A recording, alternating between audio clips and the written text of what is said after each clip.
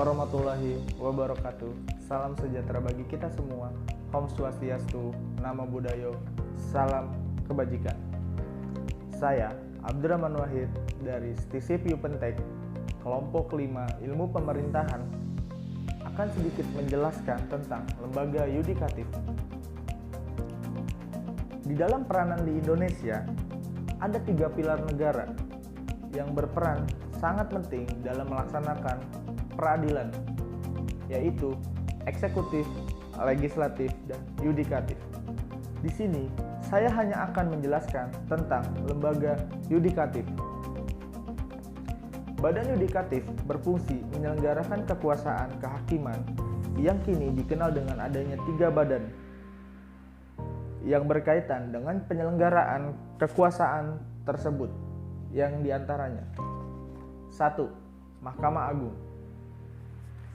Dibentuk pada tanggal 19 Agustus 1945 sesuai pasal 24A Undang-Undang 1945. Salah satu kewenangan konstitusional Mahkamah Agung adalah menguji perundang-undangan di bawah undang-undang terhadap undang-undang. Mahkamah Agung merupakan pengadilan tertinggi terhadap badan peradilan yang berada di bawahnya dengan sistem dari bawah ke atas,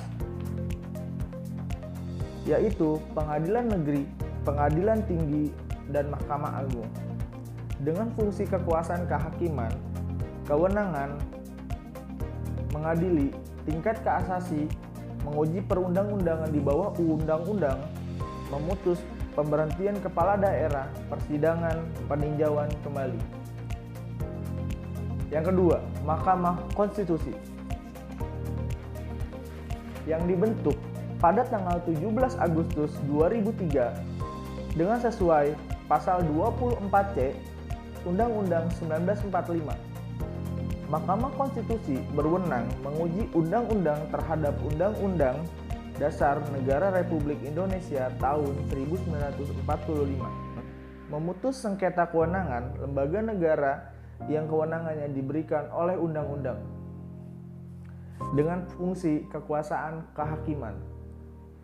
Kewenangannya menguji terhadap Undang-Undang 1945, memutus sengketa lembaga negara, memutus pembubaran partai politik, dan memutus perselisihan pemilu. Komisi Yudisial. Yang ketiga, Komisi Yudisial dibentuk pada tanggal 2 Agustus 2005 sesuai pasal 24B Undang-Undang 1945.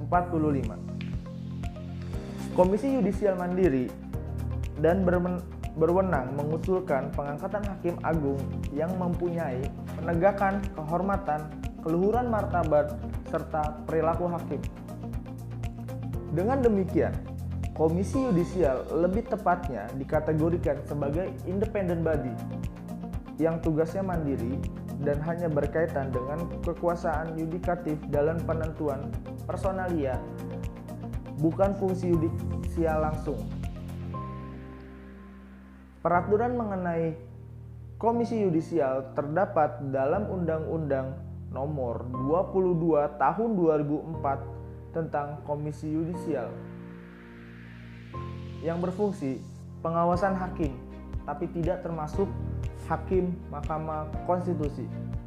Berkewenangan merekrut calon hakim agung, hakim ad hoc, menjaga dan menegakkan kode etik perilaku hakim.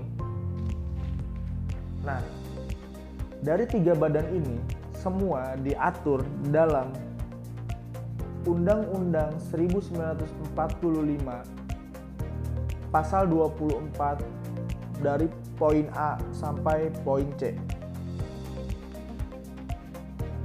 Karena di Indonesia adalah negara demokrasi, maka bisa dikatakan sedikit banyaknya menganut common law terdapat di negara-negara Anglo-Saxon, negara-negara maritim kepulauan ini yang terletak di Eropa.